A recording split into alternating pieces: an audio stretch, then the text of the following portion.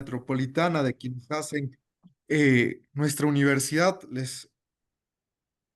Les queremos generar un cordial saludo de parte de nuestro canciller, el doctor Carlos Espinosa Cordero, como también de nuestro rector, el doctor Alejandro Socorro, y también nuestros dos vicerrectores, nuestra vicerrectora académica, la ingeniera Graciela Soria León, como también nuestro señor vicerrector, el ingeniero Diego Cueva Gaibor, vicerrector administrativo.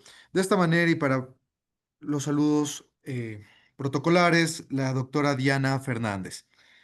Muchas gracias, Dieguito. Buenas tardes, querida doctora Alejandra Cárdenas, jueza constitucional. Compañeros, muy buenas tardes.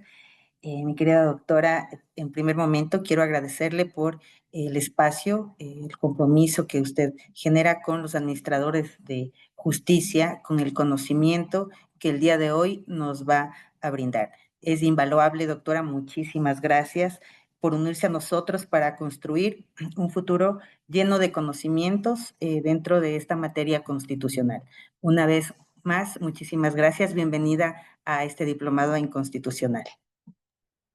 Quien nos acompaña hoy, la doctora Alejandra Cárdenas Reyes. Ella es doctora en jurisprudencia y abogada desde febrero del 2001. Cuenta con un masterado en Relaciones Internacionales con mención en Seguridad y Derechos Humanos por la Facultad Latinoamericana de Ciencias Sociales Flaxo, sede Ecuador, y un masterado en Estudios Latinoamericanos por la Pontificia Universidad Javeriana de Colombia. Es miembro de la Red Latinoamericana de Docentes de Derecho Internacional de Personas Refugiadas y Derecho Internacional Público y miembro de la Red Iberoamericana de Politólogas. De esta manera, mi querida doctora, bienvenida a esta sexta clase que tenemos de este diplomado en Derecho Constitucional y Derecho Procesal Constitucional. Muchísimas gracias por acompañarnos.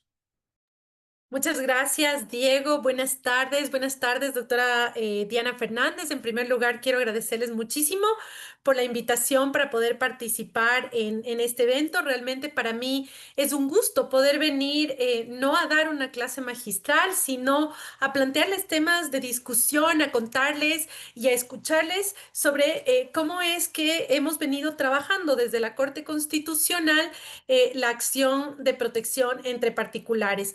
Realmente para mí es un gusto poder hacerlo y estoy totalmente abierta a las dudas, inquietudes, a que discutamos, a que analicemos el trabajo que ha hecho la Corte. Básicamente, quiero comentarles cómo vamos a trabajar en la sesión de hoy y en la sesión del día jueves 4, que también vamos a trabajar. Básicamente, la Corte Constitucional tiene aproximadamente siete sentencias. Les ruego que me regalen un momentito, un segundito, solo para cerrar la puerta. Un segundo.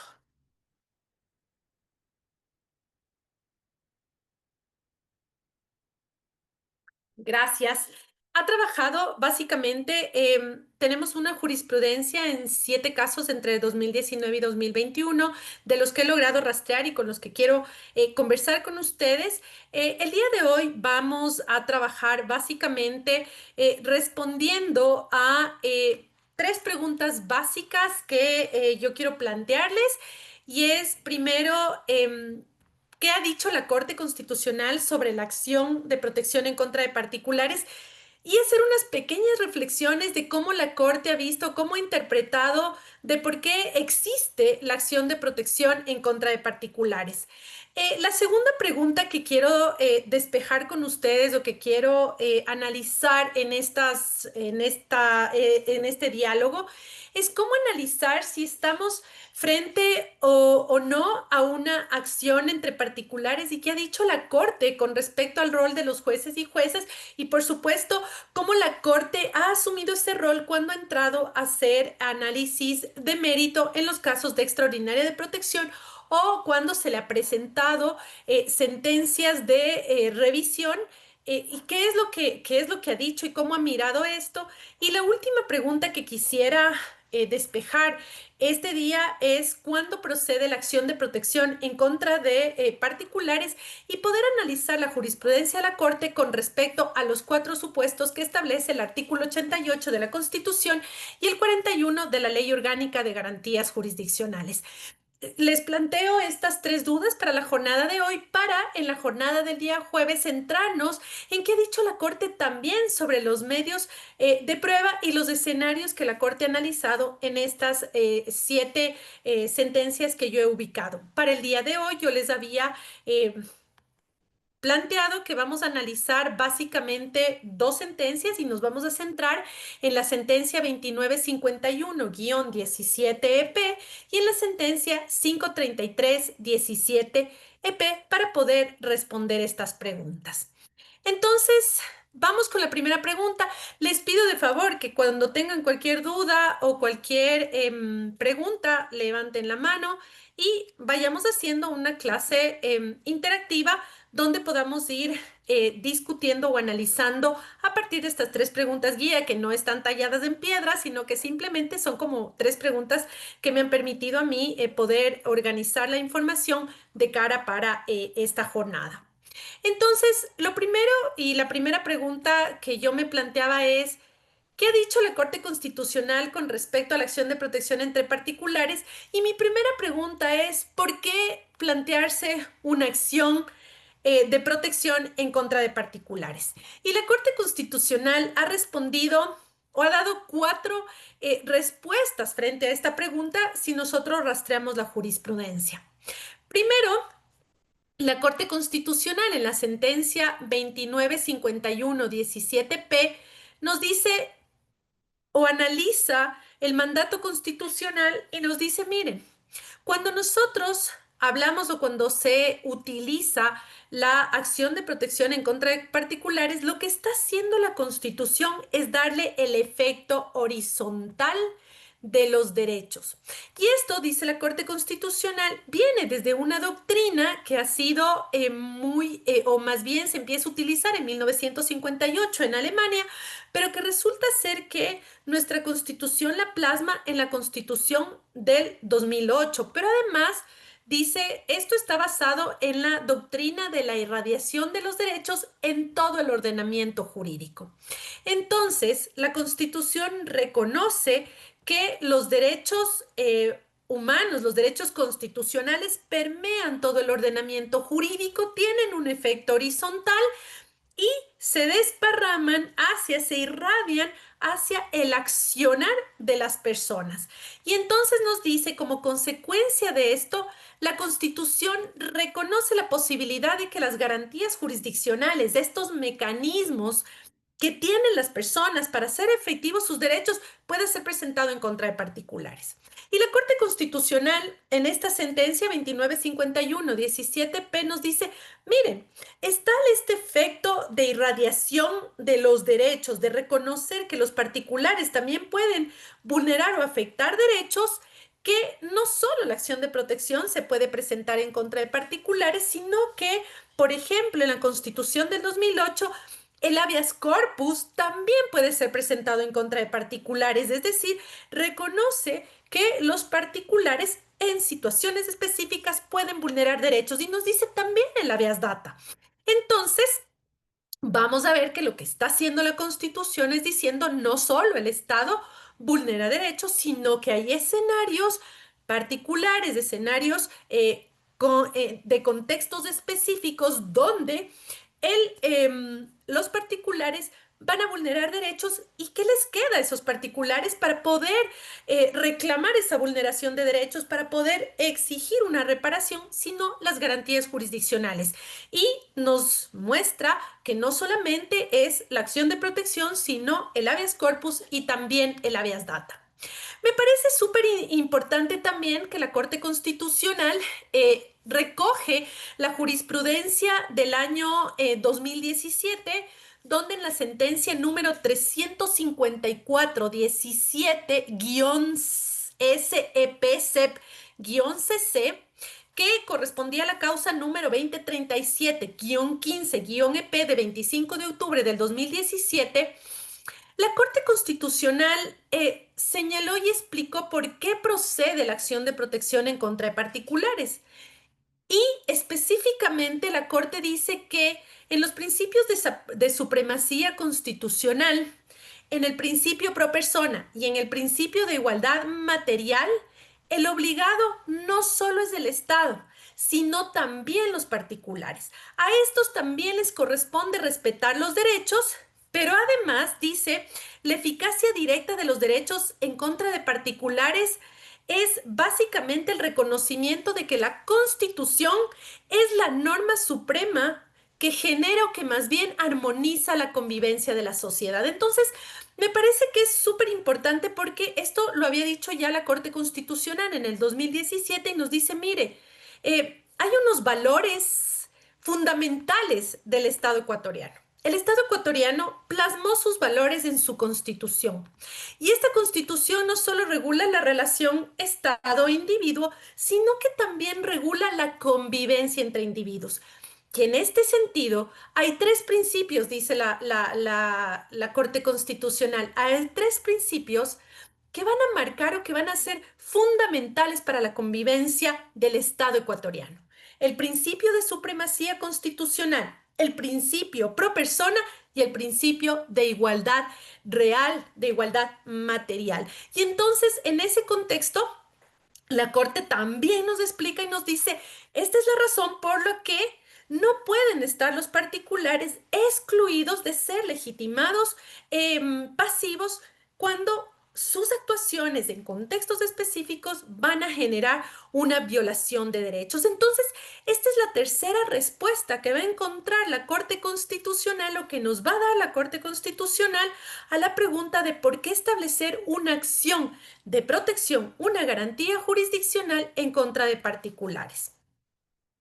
La cuarta y última respuesta que yo les quería contar y la vamos a encontrar en la sentencia 533-15P, donde la Corte dice, mire, nosotros estamos conscientes de que las relaciones jurídicas entre particulares generalmente se producen en un plano de la igualdad. Somos iguales. No es lo mismo la relación Estado-ciudadano. Obviamente es una relación de carácter eh, vertical. Y además vertical con un sujeto con mucho poder, con una institucionalidad y con un aparataje que está detrás, que es el Estado y el individuo. Entonces, por regla general, las relaciones jurídicas, las relaciones entre particulares se producen en un plano de igualdad, en un plano horizontal.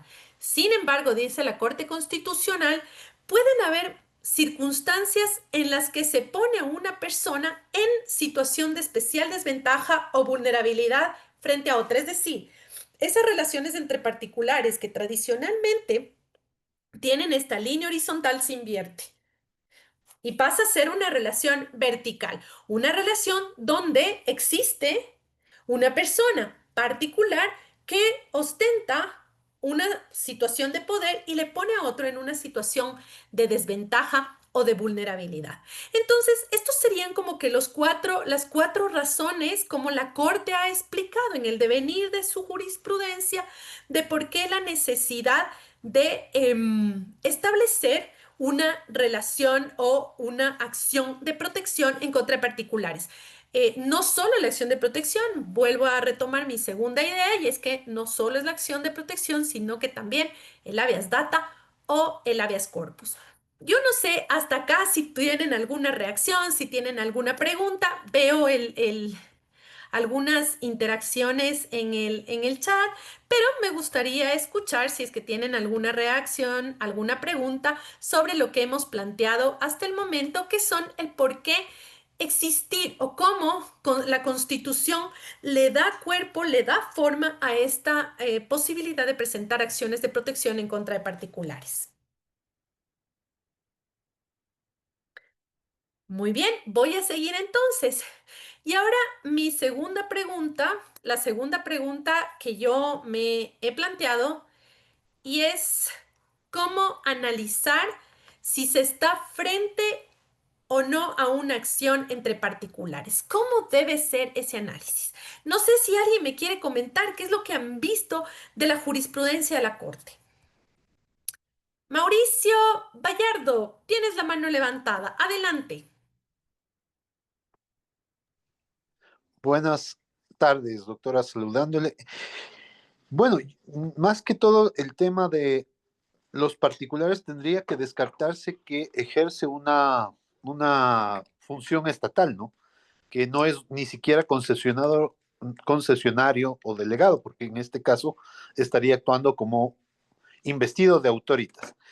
Tendría que ser en otro caso en el cual realmente la persona jurídica tenga un poder económico, una situación de derecho privado, un estatuto de derecho privado, como por ejemplo un diario, un diario o una persona jurídica privada, por ejemplo, en general podría ser, por ejemplo, sobre el habeas data, eh, una, un medio de comunicación, por ejemplo, podría ser una entidad que está ejerciendo un poder y que puede afectar derechos constitucionales a través de sus actuaciones. Muy bien, Mauricio, muchas gracias por tu respuesta. Y básicamente mi pregunta es, ¿y qué es lo que ha dicho la Corte? Y muy bien por tu respuesta, pero ¿en qué momento el juez analiza o la jueza analiza que estamos frente a una acción de protección en contra de particulares? Y es lo que le ha pasado a la Corte. Es decir, la Corte ha recibido, por ejemplo, casos, los dos casos que les había planteado para hoy, que ya les voy a mandar los otros para el jueves. Hoy le mando a la doctora Fernández, sino que hemos tenido unas agendas complicadasas y por eso me he demorado en mandarle las sentencias, pero hoy cerramos la clase y le mando las otras sentencias, mi doc, para que las difunda, porfa. Y básicamente la Corte Constitucional le ha tocado y él ha dicho, ¿cuándo yo analizo si estoy frente o no a una acción entre particulares? ¿Y qué es lo que ha dicho la Corte? Y aquí quiero dejarles como dos ideas que son importantes y plantearles dos ideas que a mí me parecen fundamentales.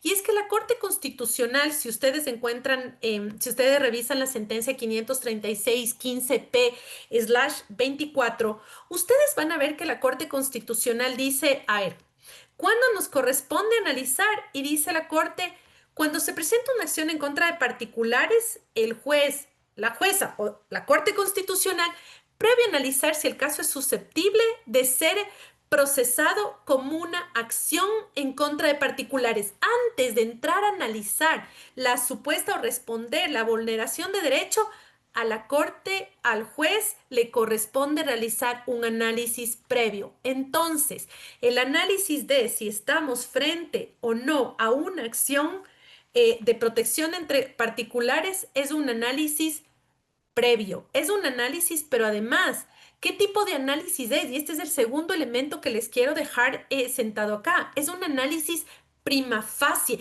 Ya le voy a dar la palabra a Silvia y a Natalia. Solo quiero concluir esta idea. Y es que la Corte ha dicho que es un análisis prima facie, es decir, un análisis que se hace a partir de los hechos narrados por las partes procesales, lo que no implica un pronunciamiento de fondo. Antes de entrar a resolver la alegación de derechos, el juez o la jueza tiene que hacer el análisis de si estamos en el escenario del artículo 88 de la Constitución o el artículo 40 y el artículo, perdón, de la Ley Orgánica de Garantías Jurisdiccionales y Control Constitucional. Entonces, es un análisis previo, pero además es un análisis prima facie que no entra al fondo, sino que surge de las alegaciones de las partes. Silvia y luego Natalia. Silvia, ¿estás con el audio muteado? Hola, Hola, ahí sí te escuchamos. ¿cómo está, doctora? Un gusto volverla a ver. Muy buenas noches con todos. Sí, lo que usted dice es lo que la Corte se pronunció en varias sentencias, en que primero debemos elegir o determinar la legitimación respecto entre particulares, previo en este caso analizar el fondo. Pero a mí sí me han surgido algunas dudas respecto de algunos casos que he conocido, porque lo que te alegan es que sí hay legitimación porque se ha ocurrido un daño grave. A veces no hay lo primero que usted indicó, por ejemplo, la distinción de poder. Y te dicen, no, es que ha ocurrido un daño grave. Cuando entras a analizar la legitimación respecto del daño grave, vas a entrar a analizar, no vas a poder analizar siempre solamente con los hechos puestos en la demanda, porque ya son hechos como que introducidos dentro del derecho supuestamente vulnerado. Y es como que también entras a analizar ya un poco el fondo y no hay esa distinción respecto de las sentencias que se ha manifestado la Corte, que debes hacerlo en prima fase. O sea, entonces ahí sí a mí me ha ocasionado como que te metes un poco más ya en el asunto de fondo, porque te están alegando que sí hay una legitimación pasiva entre particulares porque ha ocurrido un daño grave. Y aunque te Eh, da los parámetros la Corte, decir, esto es un daño grave, no puede ser reversible y todos los parámetros que he indicado, sí hay como que esa falta para poderlo realizar como que en primera fase, por decirlo así. Sí, y te cacho súper porque está claro en los tres primeros supuestos, es decir, está súper claro cuando es la prestación de un servicio público impropio, está súper claro cuando es una prestación de servicio por delegación o concesión, está súper claro. Sin embargo, este es un análisis y la Corte ahí te ha dicho también, básicamente la Corte te ha dicho cuando existe esta legitimación pasiva, tienes que, o para determinar que existe esta legitimación pasiva en contra de un particular, básicamente procede cuando se configura al menos uno de los cuatro supuestos. Solamente para negar tienes que descartar los cuatro supuestos y decir no calza dentro de ninguno. Entonces, y entiendo tu traslape. Por eso te digo, claro, vemos los primeros dos escenarios y es como súper claro. Es un servicio público impropio, es un servicio público por delegación. Está súper claro. Pero ¿qué pasa cuando tenemos que entrar, y te entiendo un montón en el análisis, pero no tienes que entrar a fondo, sino tal vez hacer y esto es importante y por eso me parece que la Corte ha sido reiterativa en decir, no te olvides que este análisis es de prima facie. Entonces, en esta prima facie, a partir de los argumentos, yo no entro a hacer el análisis ya de pruebas ni de qué es lo que estoy viendo, sino que entro prima facie a establecer si existe este daño irreparable con todas estas condiciones. Luego yo ya entraré al fondo a decir si hay o no vulneración de derecho. Lo que estoy haciendo aquí es un análisis de prima facie con estos elementos para establecer si existiría o no legitimación pasiva, pero te cacho un montón, Silvia, eso, y me parece que en el 103, en el 533 pasa eso, porque claro, por ejemplo, en el 951 que yo les traigo es el ejemplo más claro del tema de prestación de servicio de salud, clarísimo.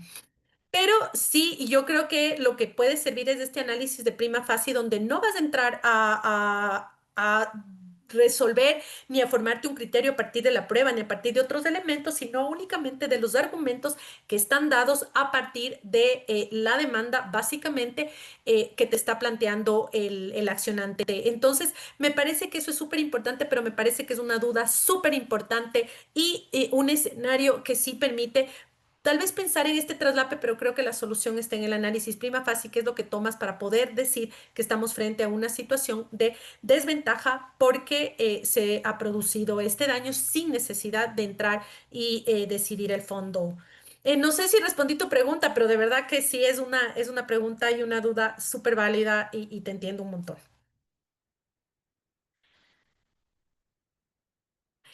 Natalia.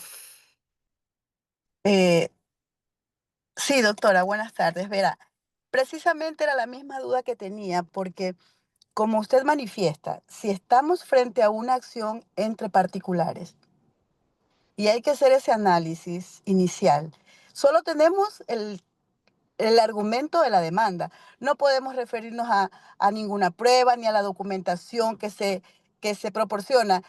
Y si además de eso son dos instituciones particulares que se encuentra cómo determinar que el uno está en desventaja del otro si solo tenemos el texto de la demanda, lo que se argumenta como narración, ¿ok? Y viene con un pedido de medida cautelar para, como solicita el legitimado activo, parar una amenaza hasta que se convoque audiencia y se escucha a las partes. ¿Cómo uno hace ese análisis inicial, en primera fase, sin escarbar o sin pronunciarse sobre los hechos de fondo para determinar si hay vulneración, para el caso de ordenar una medida cautelar antes de ir a audiencia? Entonces, es una línea muy delgada el analizar si existe o no la amenaza de un supuesto derecho vulnerado hasta audiencia, con solo el argumento de uno de los dos particulares determinar, o sea, cómo está en indefensión o eh, debajo del otro o amenazado. O sea, me parece demasiado, eh, la palabra sería demasiado riesgoso ese análisis inicial y no tocar temas de fondo. Y ese por un lado. Y otro, yo tengo un caso particular, eh, pero que ya tiene dos acciones de antecedente de otras compañeras, que ya una se pronunció por un hecho, otra por el otro hecho, entre las mismas dos instituciones, los dos particulares.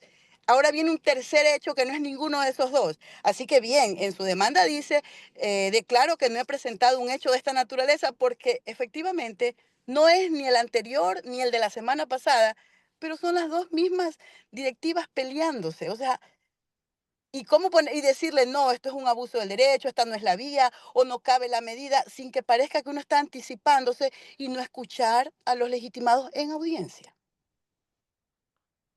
A ver, ahí me parece, y por eso claramente es que no es lo mismo la decisión prima facie, me parece súper interesante lo que me están planteando. Y ante tu pregunta, justo la Corte Constitucional marcó o delineó mucho este criterio del tema del daño grave provocado por acción o omisión, básicamente en la sentencia 83220 JP.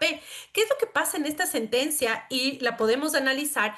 Esta es una acción de revisión que llega a la Corte Constitucional donde se ve la procedencia de la acción porque se da una relación con miembros de la iglesia y con feligreses. Entonces, ¿qué es lo que hace la Corte? Otra vez, yo entiendo y me encantan sus dudas, me encantan sus inquietudes, pero vamos a ver qué dice la 832. Yo no les traía hoy la 832 para trabajar, pero de todas maneras, la Corte realiza o profundiza este análisis basada en esta sentencia. Entonces, denme un segundo que les voy a pasar ahorita la sentencia.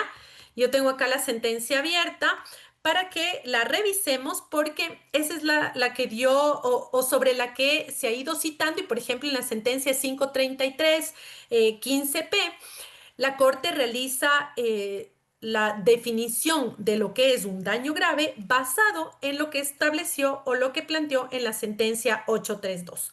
Demen un segundito que ahorita estoy bajándome la sentencia, la 832, y la vamos a analizar. Ahorita les paso al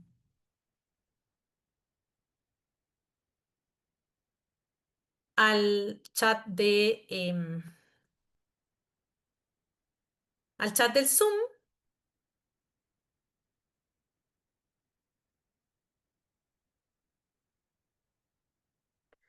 Déjenme ver si las puedo pasar ahorita.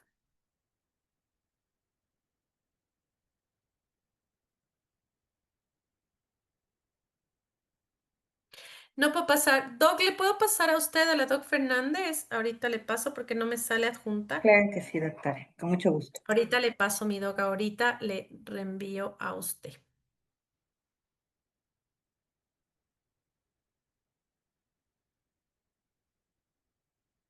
No me sale compartir aquí en el Zoom.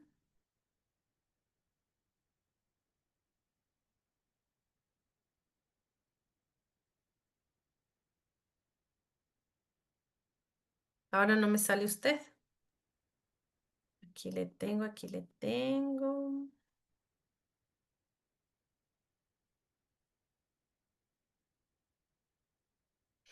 ¿Qué? Yo tenía el chat abierto con usted para ver el Zoom y no me sale ahorita. Aquí está. Vi un mensaje. Aquí está, aquí está.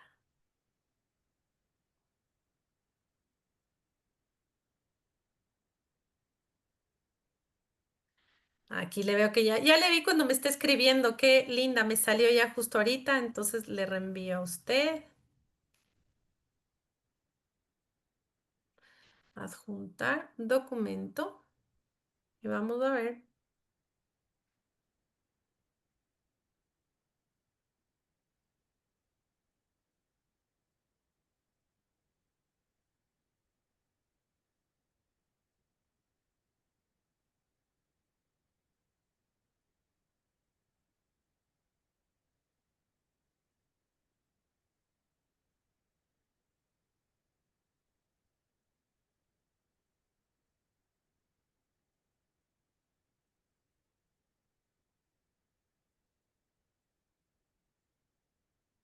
Mi doc, ya le mandé. Comparto en este momento, mi doctora. Gracias. Muchas gracias.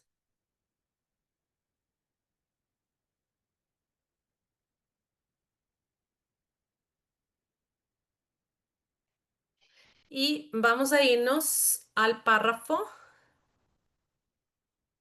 a partir del párrafo 78. Específicamente,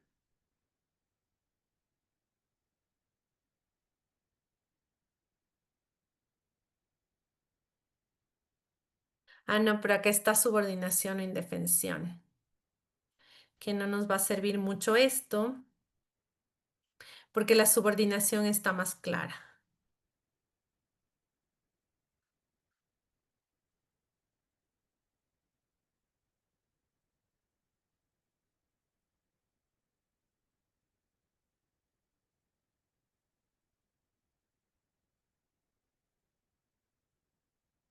Aquí está, porque la corte le cita mucho, pero básicamente, claro, nos quedamos en la subordinación e indefensión.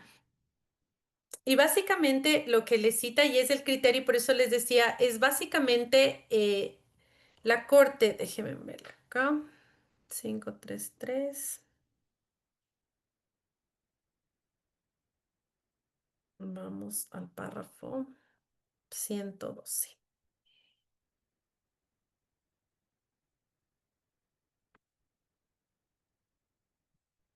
Y la corte se refiere o se limita al párrafo 112.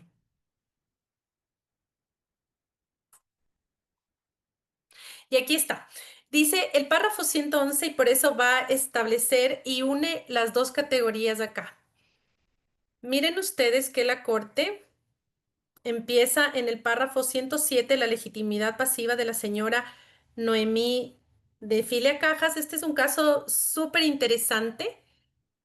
Y en el párrafo 112, 111, la Corte empieza y nos dice, cita la Corte Constitucional Colombiana, un poco esta sentencia es del 2021, donde la Corte iba construyendo todos estos criterios o conceptos y le cita a la Corte Colombiana y concluye, con base en lo expuesto se puede concluir que un daño grave se produce ante el detrimento, menoscabo, perjuicio o lesión que una vulneración de derechos genera en una persona y que es de tal magnitud que produce efectos permanentes, irreversibles e intensos. Además, para analizar si en un caso existe un daño grave, es necesario que se tome en cuenta la naturaleza del derecho que haya sido afectado. Y aquí, y este creo que es otro elemento súper importante para marcar lo que decíamos hace un momento. Hay que marcar la diferencia entre cuál es el análisis prima facie que hace la Corte para decir que procede la acción y que está bien el legitimado pasivo en particular frente al tema de fondo. En el fondo usted ya va a encontrar y va a decir, por esto se dio la vulneración del derecho. Acá no, estamos haciendo un análisis prima facie donde es súper importante el daño que se genera, pero básicamente es súper importante también considerar el derecho sobre el cual aparentemente se ha producido este daño grave. Y nos dice aquí básicamente que para que un daño grave sea imputado a una persona se requiere que existe un nexo causal entre su acción y omisión y el hecho generador. Y acá, en el caso que nos ocupa, el daño se ha producido a la acción antes grave por cuanto la venta de un bien inmueble la puso en una situación de vulnerabilidad. Y une las dos, la situación de vulnerabilidad de la señora, pero además del daño grave ligado, en este caso, en un análisis prima facie. Entonces, yo creo que es complicado, pero la Corte ha tratado de dar luces porque nos hemos enfrentado también a estas situaciones.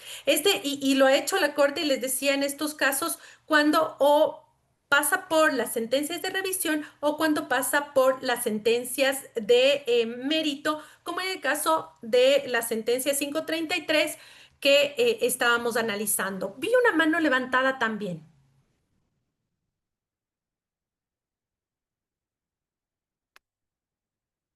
Tengo una pregunta acá.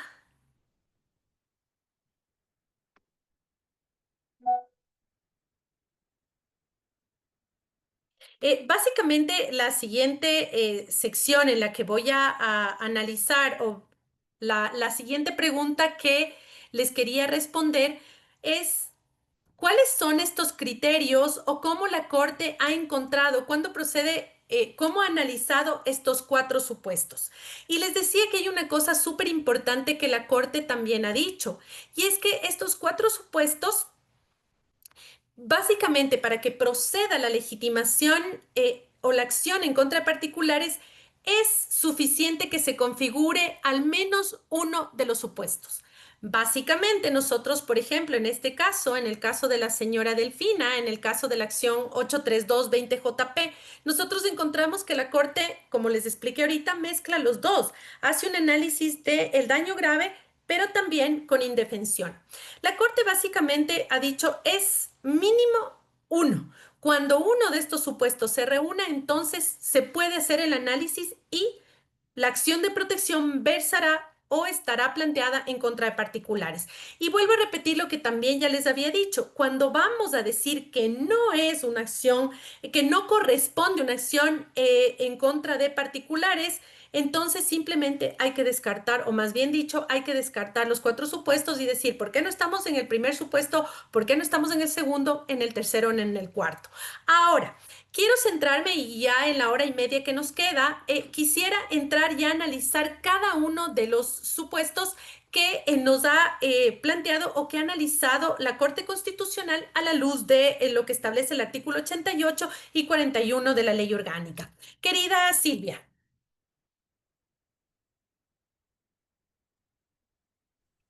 Doctora, mil Estás disculpas muteada. que le pregunto.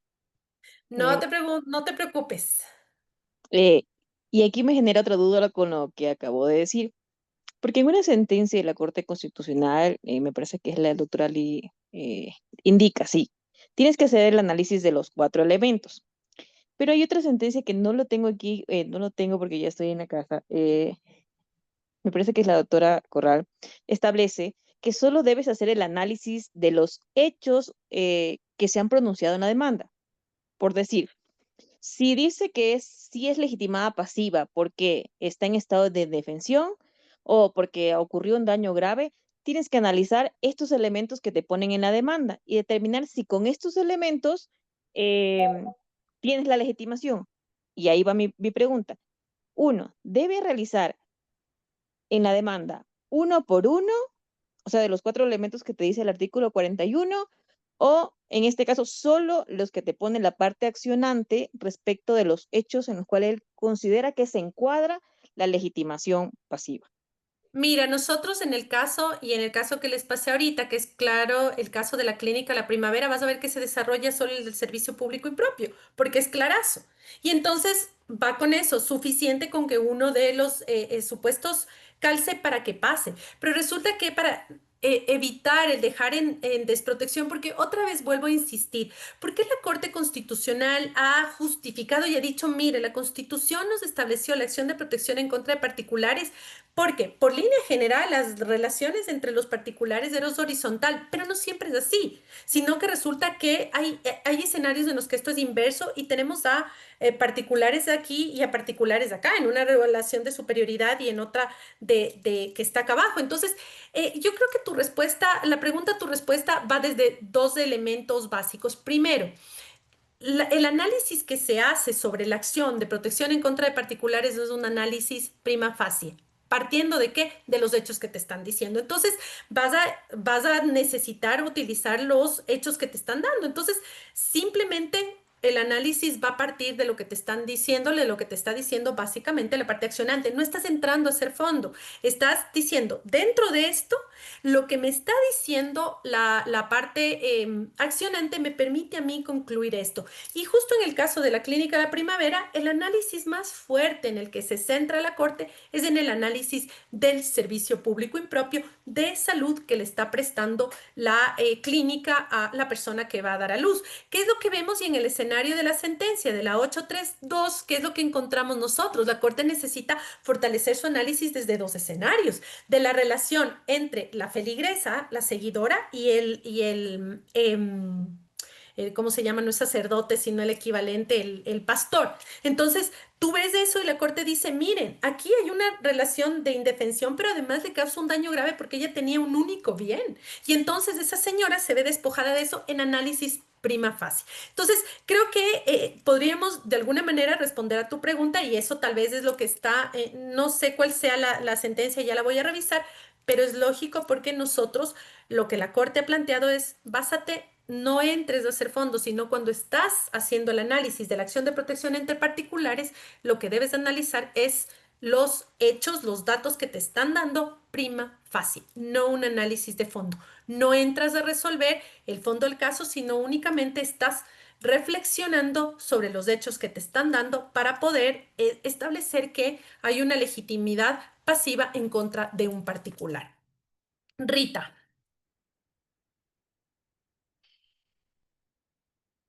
Buenas noches, ¿cómo está, estimada doctora?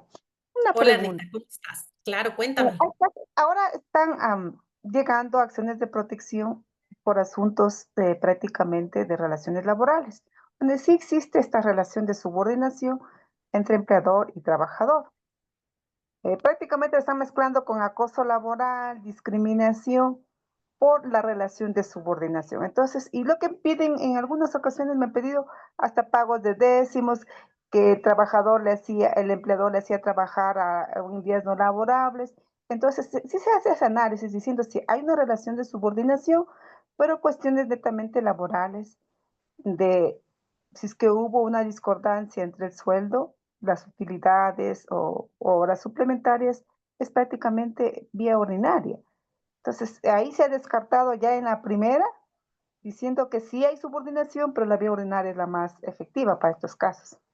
Lo que ha dicho la Corte, y ahí es súper importante, y en el párrafo 53.3 de la sentencia 533-15P, que hace un análisis sobre esto, te dice, la Corte Constitucional te está diciendo, la Corte Constitucional ha reconocido que en efecto hay ciertas circunstancias en las que se invierte la relación, pero no toda situación, y me parece, no, el 53 es el del daño grave, es el de la subordinación e indefensión. El 53 em, el 53.4.1 te dice, la subordinación se produce ante una situación de desventaja producida debido a una relación jurídica supeditada a una parte frente a otra. Pero nos pone en el 53.4.2, nos dice claramente y es súper enfática en decir, no toda situación de subordinación, no toda situación y aplicable al tema del daño grave implica la procedencia de la jurisdicción constitucional. Y en eso la Corte ha sido súper, súper enfática. Y aquí mismo te pone el ejemplo y te dice, los trabajadores siempre están sometidos a una relación de subordinación. Y te escucho a ti. Y la Corte ha explicado eso y en este caso, en el 533 lo dijo. Parecería o prima facie, si tú miras, obviamente que quien te contrata, a quien le contrata, hay una relación de subordinación, pero resulta que no siempre y por eso hay que analizar, uno, el tema de la situación de subordinación, dos, el daño grave. Entonces, no es, y ahí la Corte ha tratado porque entonces todo sería llevado o llevadero a la acción de protección, a la dimensión constitucional, y la Corte está diciendo... No, la vía laboral, y nos dice, por ejemplo, aquí la vía laboral es adecuada para la reparación de derechos, ya que ha sido diseñada específicamente para salvaguardar los derechos del trabajador y equiparar su situación a la del empleador. Y entonces, la Corte aquí, en este caso, básicamente, la Corte vuelve a decir... Y es enfática en decir cuándo estamos en situación de indefensión o cuando estamos ante la situación de vulneración de un daño grave, de un derecho, y por eso te pide y te lleva a analizar cuál es el derecho. Entonces, esas es como las claves que la Corte nos ha dicho con respecto a esto y ha tratado de ir ciñendo sobre los casos que también la Corte ha ido revisando. Entonces, yo creo que es súper importante y aquí en el 533 la Corte va haciendo ese análisis y va descartando esos escenarios y te va diciendo, no solo esta situación, sino que tienes que mirar, por ejemplo, el tema de que esté comprometido con la dignidad o con el tema de la autonomía. Ha sido uno de los temas que la Corte ha planteado con respecto a la indefensión. Con respecto a la violación del derecho, ha dicho, una vulneración de derecho, primero tienes que mirar el derecho y segundo, la magnitud que tiene o la magnitud de esa afectación. Galesio, te escucho.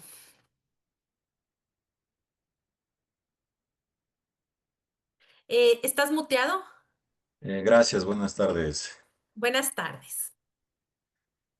Bien, para establecer este daño grave, entiendo que más luego vamos a tratar el tema de la prueba también, pero quiero dejar sentado una interrogante al respecto porque la Corte en la sentencia 2951, la Corte Constitucional, en el párrafo 117 ha establecido que eh, 2951 SP, ¿me puedes ayudar con los datos? 2951, ¿qué? 2951-17-EP 17. es las A la 21. de servicios médicos, ajá, ajá. Exacto. Entonces, cuando nos indica que es posible que surjan ciertos elementos que sean inherentes a otras esferas jurídicas como la penal, la civil, ¿no es cierto? Pero sin perjuicio de esto, dice que los jueces constitucionales debemos o tenemos la obligación de atender el ámbito constitucional del caso. Pero también nos indica que claramente los jueces y jueces constitucionales deben abstenerse de entrar en consideraciones o valoraciones de hechos que vinculen a estas esferas.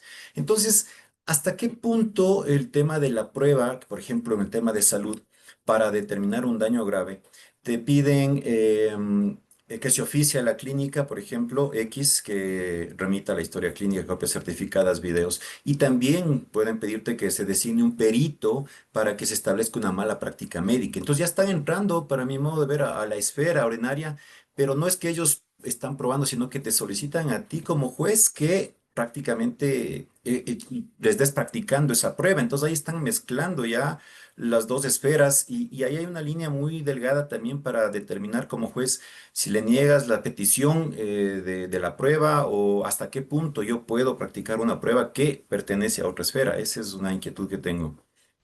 Te agradezco mucho, Galecio, tu pregunta, pero aquí lo primero, lo que estamos viendo acá es cómo mirar si procede una acción de protección en contra de particulares. ¿Cuáles son los elementos es la puerta de entrada? O sea, en línea general, la acción de protección en contra de quién se presenta. Ustedes saben mejor que yo, se presenta en contra de el Estado, cuando el Estado no ha cumplido o ha vulnerado más bien por acción u omisión cuando se ha violentado el derecho. ¿Qué es lo que pasa? Se habilita y la Constitución en el artículo 88 de manera excepcional habilita la posibilidad de plantear la acción de protección en contra de particulares. No te olvides que esta es una excepción y por eso el tema de la prueba es importante, pero en cuanto, por ejemplo, cuando se presenta la acción de protección en contra de particulares, ¿qué pasa con la inversión de la carga a la prueba? Eso ya lo vamos a ver. Entonces, lo que estamos ahorita viendo es cuál es la llave que te permite o que le permite a un particular ser legitimado pasivo en una acción de protección. Entonces, y yo creo que primero esa es la primera dimensión que quería esclarecer un poco a partir de tu pregunta. La segunda duda a partir de tu pregunta en la sentencia 27, 2951, 17P, en el segundo análisis que hace la Corte habla de la dimensión constitucional versus la dimensión ordinaria. Y yo creo que aquí hay que tener en cuenta una cosa súper importante que ha dicho la Corte Constitucional y te agradezco un montón por tu pregunta porque creo que es básico reflexionar sobre lo que ha dicho la Corte. La Corte ha dicho, mira, las garantías jurisdiccionales tienen un espíritu, las garantías jurisdiccionales tienen un objetivo, que es salvaguardar y proteger los derechos de las personas, restituir estos derechos en el evento de que sean vulnerados y también ha dicho una cosa. La justicia constitucional no puede superponerse a la justicia ordinaria. La justicia ordinaria es el mecanismo o es la vía que el Estado, que el ordenamiento jurídico te dio para que resuelvas los problemas por regla general.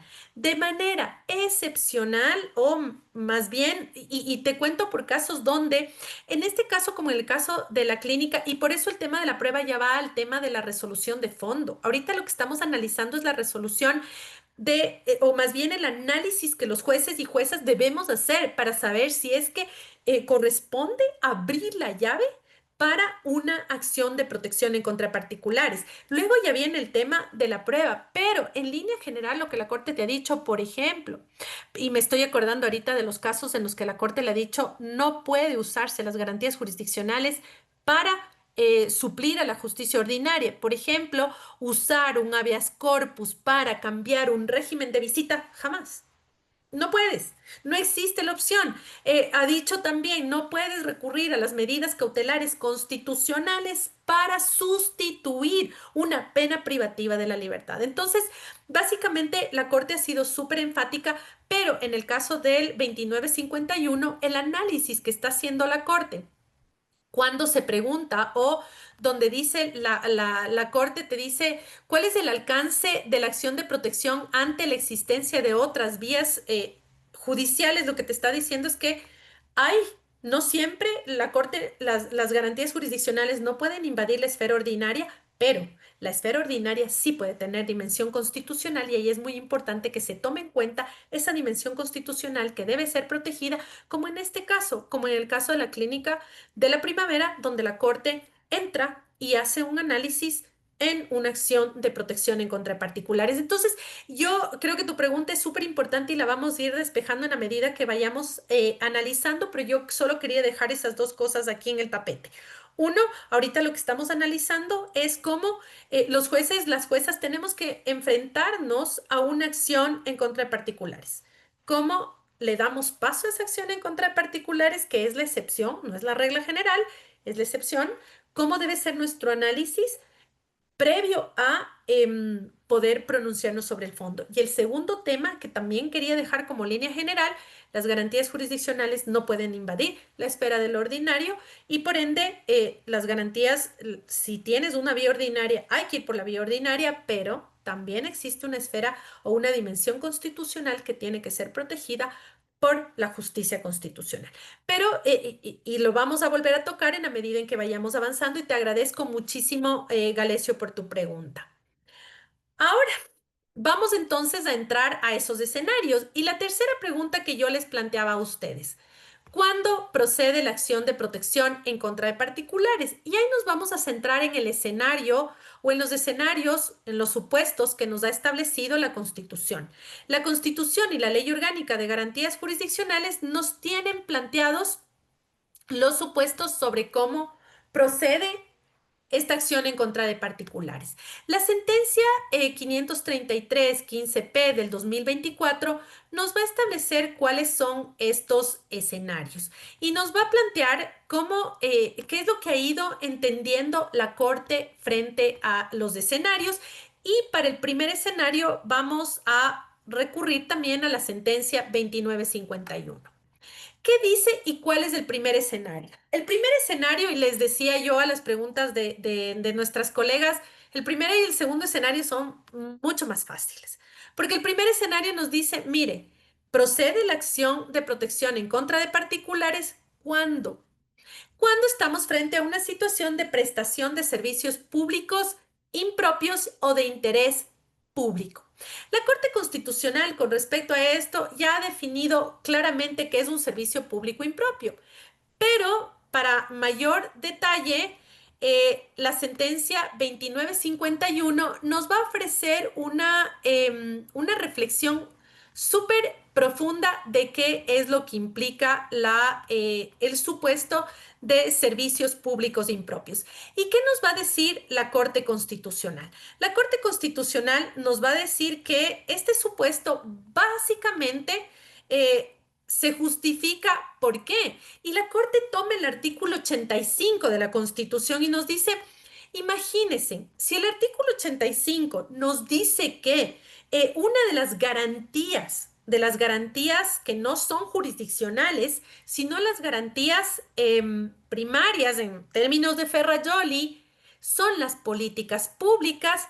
Obviamente que las políticas públicas sirven para prestar servicios, entonces en ese sentido, este escenario básicamente se justifica. ¿Por qué? Porque el servicio público es una obligación del Estado. Porque además dice la Corte Constitucional en la sentencia 2951, para quienes me están siguiendo, esto está en el párrafo, a partir del párrafo 104, y entonces la Corte nos va a decir, claro, los servicios públicos impropios que son, por regla general, la prestación de un servicio público materializa un derecho.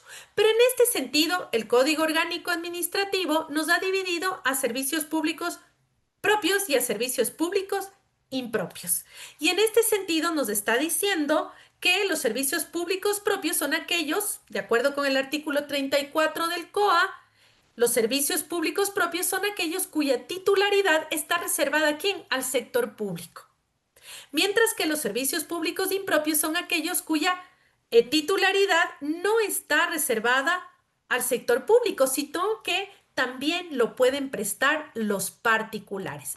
Y en ese sentido, la Corte Constitucional en la sentencia 2951 dice que básicamente cuando hablamos de servicios públicos impropios, estamos hablando de servicios públicos que son prestados por quienes, por personas privadas o por particulares, pero que tienen una característica, y es que esta prestación de servicios está bajo el control y bajo la administración y regulación, perdón, bajo el control y la regulación ¿de quién? De la administración pública.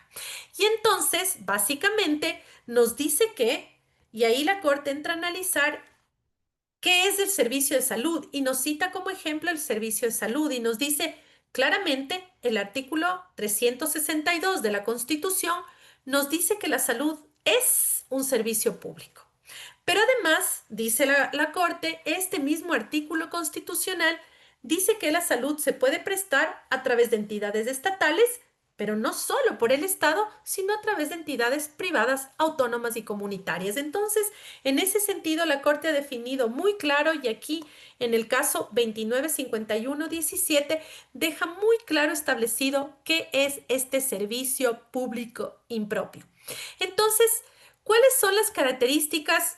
Y básicamente procede o conclusión de este primer supuesto es que procede la acción de protección cuando el legitimado pasivo es un particular, sí, pero es un particular que está prestando ¿qué? Un servicio público.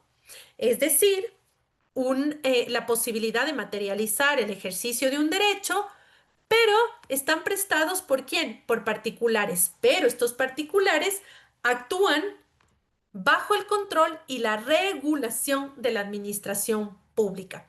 Entonces, básicamente, este es el primer y este es el supuesto como sencillo, menos complicado. ¿Cuál es el segundo supuesto? El segundo supuesto básicamente es la prestación de servicios públicos por delegación o concesión. Las personas administrativistas podrán comprender mucho mejor que yo esto, pero ¿qué es lo que ha dicho la Corte?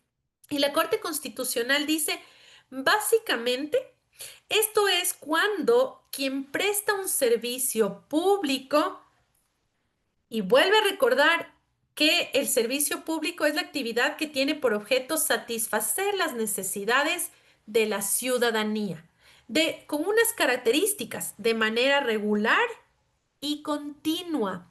Y nos dice, por regla general, casi mayoritariamente, la titularidad de este servicio le corresponde ¿a quién? Al Estado. Pero existen ciertas circunstancias en que el Estado le permite, le delega, le concesiona a un particular para que preste ese servicio. Entonces, también esto es sencillo porque vamos a ver que, por ejemplo, a través de una concesión o delegación, se facilita que un particular pueda prestar servicios públicos.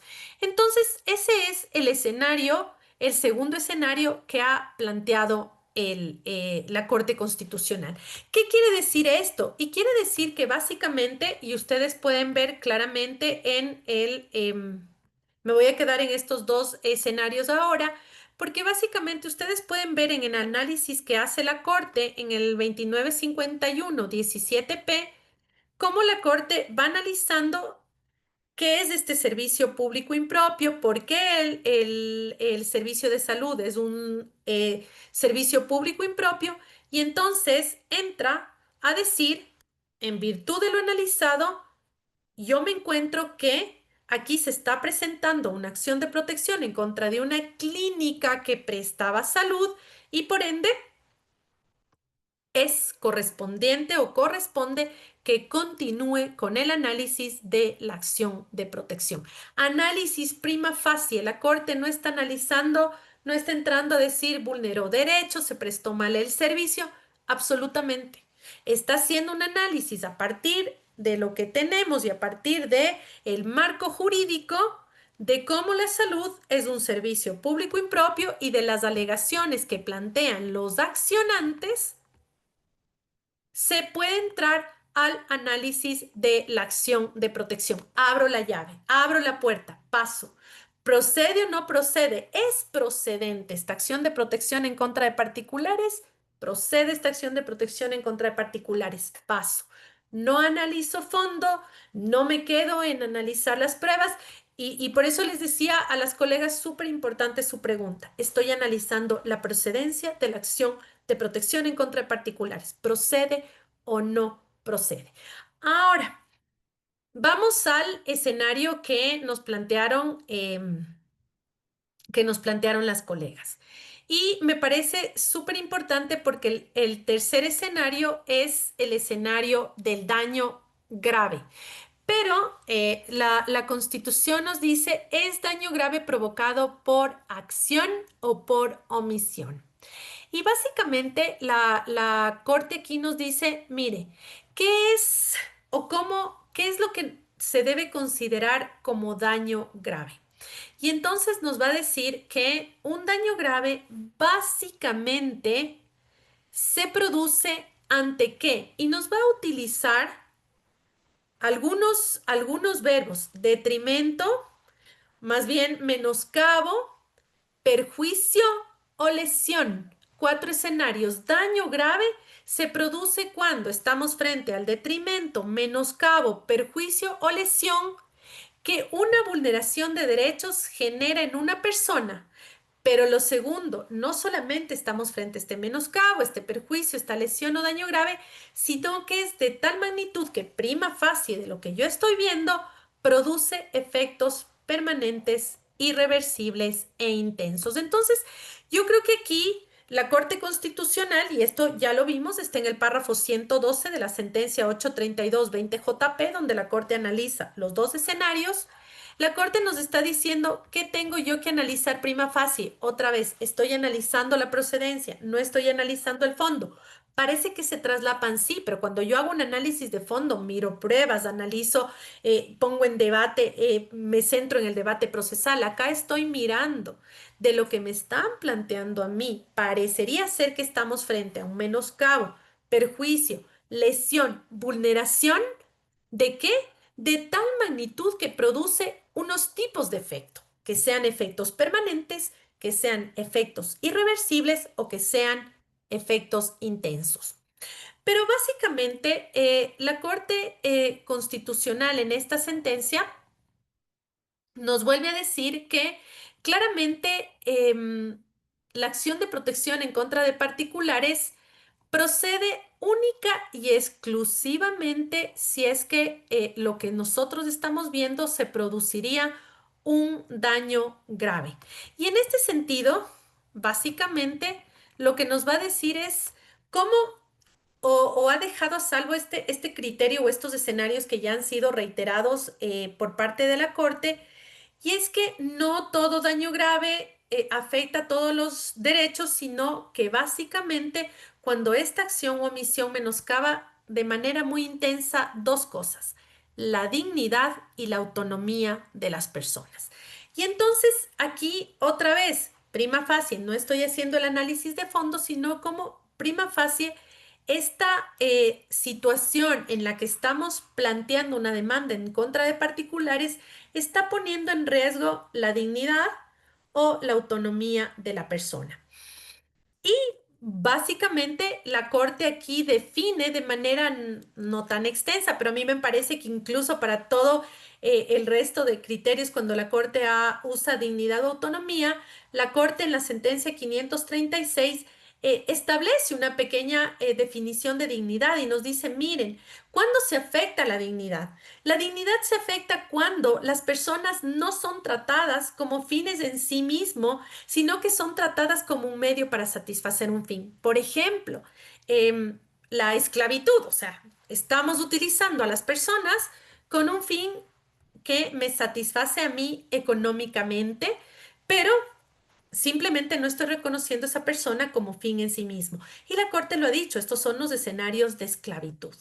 Y entonces aquí tenemos nosotros una definición de dignidad. Y por eso es que no podemos pensar que todo elemento donde vemos un daño grave podría meritar, o el ejemplo que nos ponía, no me acuerdo si era Natalia o si era Silvia, eh, la Corte ha dicho, no, tenemos que analizar profundamente. ¿Y cómo analizamos profundamente ese daño? A través de estos dos conceptos. El primer concepto, el concepto de dignidad. Y el concepto de dignidad, ¿cómo se vulnera ese concepto de dignidad? Claramente, porque la dignidad obliga a que las personas sean tratadas como fines en sí mismo. Yo te reconozco en tu esencia de ser humano, no como un medio para satisfacer ese fin. Cuando hemos rebasado ese límite, ahí procede la acción de protección en contra de particulares. Entonces, otra vez vuelvo, no es un análisis de fondo, sino cuando prima facie en los elementos que me están presentando los accionantes, yo puedo ver que definitivamente hay un daño grave porque se afectan estos dos, el derecho que se está violentando y el efecto que se está generando afecta la dignidad y la autonomía de la persona. El otro concepto que ha planteado la Corte y que me parece súper importante, no solo para el tema de la acción de protección entre particulares, sino en temas generales, como por ejemplo, la Corte se ha referido mucho a dignidad y autonomía, y es que en cuanto a definir autonomía nos dice que no se puede o la autonomía está dada por la libertad de qué? La libertad de adoptar los planes de vida. Y entonces nos dice que hay este daño grave cuando se afecta esta autonomía. ¿Y cómo se afecta esa autonomía? Se afecta esa autonomía cuando se interfiere en la libre adopción de las personas. ¿De qué? De que tomen sus ideales o sus planes de vida. Entonces, básicamente, la Corte nos dice aquí, está claro, por ejemplo, la esclavitud, el trabajo forzado o mecanismos donde no tengas tú la posibilidad de diseñar tu plan de vida si no se te está imponiendo un plan de vida. Esos han sido los criterios que básicamente la Corte ha tratado de establecer cuando estamos hablando de un daño grave. Luego, la Corte nos va a plantear el estado de subordinación o indefensión. ¿Qué es lo que nos ha planteado con respecto? Y esto también ya lo vimos en el caso 832-20 JP. Y nos dice, miren, ¿qué es subordinación? La subordinación básicamente cuando se produce en una situación de desventaja producida en virtud de qué? De una relación jurídica. Una relación jurídica que tiene unas características que supedita a una parte frente a la otra. Es decir, es una relación en la cual una de las partes está obligada a acatar las órdenes que le da el otro debido a que éste posee la calidad o tiene la competencia de poder darle estas órdenes, eh, porque esto va a generar una asimetría de poder. Y entonces ahí viene la reflexión de la que yo les estaba hablando hace un momento, y es entonces toda relación laboral donde un empleador le dice a su trabajador que tiene que hacer, y este tiene que cumplir, y entonces ahí estaríamos frente a una situación de subordinación. Y ahí es donde la Corte básicamente ha dicho no. No toda subordinación va a generar esta situación de indefensión que da lugar a que proceda la acción de protección entre particulares. Y entonces, aquí, y esto más o menos ya les dije, este párrafo, el 53.4.2, nos va a decir básicamente que no todo y no siempre los trabajadores o no siempre la relación laboral va a estar sometida a la acción de protección, sino que es aquí la vía ordinaria la que le permite al trabajador poder hacer valer sus derechos. Sin embargo, también la Corte ha aclarado y es enfática en decir, podrían haber otros escenarios donde se dé esta situación. Y nos dice, no necesariamente podemos descartar, pero también hay que analizar cuál es el contexto en el que se va a dar o cómo se presenta esa situación de subordinación. Ahora, la Corte también nos va a decir qué es la indefensión. Y la Corte nos va a decir, hay una situación de indefensión cuando no exista o cuando estemos frente a una situación marcada. ¿Por qué? Por la desventaja de una de las partes frente a la otra. Pero además, ¿cuál es la característica de esta situación de desventaja? Y es que se haya una relación donde hay una imposición material de quien ostenta una posición de superioridad. Pero esta situación de superioridad, dice la Corte, puede darse ¿por qué? Por circunstancias fácticas o en muchos casos por una situación de ventaja social o económica de una de ellas. Y entonces dice, si se dan estas situaciones y nos encontramos frente a esta situación, además debes sumarle que hay un impedimento de contar con otros medios de defensa para poder frenar los ataques que sufre la persona en situación de desventaja. Y este es el caso, y ahí les invito a irnos a al caso a la 832, básicamente porque aquí es donde la Corte encuentra que en esta relación entre el, el pastor y la feligresa, la señora que le seguía, básicamente hay un daño grave, pero además esta situación, la señora se encuentra en una situación de indefensión. Y básicamente aquí la Corte también va a hacer un análisis claro de la situación de indefensión de la señora. Y básicamente la Corte va a decirnos y va a marcar eh, una diferencia o, claro, una definición de cómo se produce la subordinación. Y nos dice que básicamente la subordinación se da por una desventaja que surge de una relación jurídica de donde una persona está en una situación eh, de posición, de poder dar órdenes, de poder influenciar, mientras que la indefensión es sumada a esta situación de desventaja, tú no encuentras ningún mecanismo que te permita actuar o frenar todos estos ataques que te está haciendo esa otra persona. Este es básicamente el escenario que ha planteado la Corte. La Corte también ha dicho que cuando se va a analizar el análisis, cuando se va a realizar el análisis del supuesto de indefensión, es súper importante que se mire y que se analice la situación de debilidad o la situación de desventaja que tiene una de las partes. Entonces, claro, en este caso, en el 832, el pastor le convence a la señora de que le dé su único bien y de que le haga la donación de su único bien. Obviamente hay una situación de subordinación por toda esta creencia de fe, pero además del tema de estar hablando de un único bien que poseía la señora y que le quita el pastor, quedándose ella sin absolutamente nada. Anabel, veo tu mano levantada.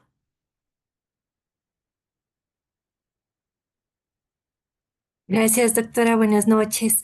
Si es tan gentil, me surge en este momento una duda entre las acciones de protección que vemos con frecuencia, efectivamente, estos temas laborales, pero también hay temas, por ejemplo, con las instituciones financieras que brindan estos servicios públicos impropios y hay Ajá. temas, por ejemplo, de procedimientos coactivos que en principio deberían tener la vía ordinaria. Pero ¿qué pasa? Y en el análisis que usted nos hacía referencia en este momento, cuando ya no cuentan con otro medio en la vía ordinaria. Y el problema es que en muchas ocasiones el desconocimiento lleva a que las personas eh, precluyan los plazos para presentar la acción, en la acción coactiva, el juicio de excepciones, por ejemplo. Y si ya se quedan sin esa opción en la vía ordinaria y presentan la acción de protección,